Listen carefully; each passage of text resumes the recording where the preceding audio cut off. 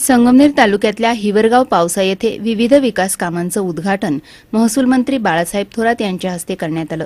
जय मल्हार दूध संस्थेचं उद्घाटन, सहकार महर्षी भाऊसाहेब थोरात सभागृह, व्यायामशाळा, ग्रामपंचायत कार्यालय, तलाठी कार्यालय, अंगणवाडी इमारत, देवगड देवस्थान सभा मंडप आदी विकास कामांची उद्घाटन यावेळी करण्यात आली।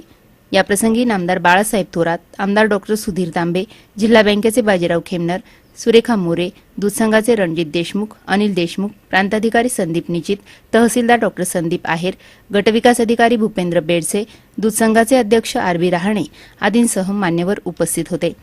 हिवरगाव पावसाचे सरपंच दशरथ पावसे यांनी गावातील विविध विकास कामही नामदार बाळासाहेब थोरात, आमदार डॉ सुधीर तांबे यांच्याच मार्गदर्शनाखाली असून गावाचा मोठ्या प्रमाणावर विकास झाला असल्याची भावना प्रकट केली। सभा मंडप त्याचे उद्घाटन आज झालेले आहे।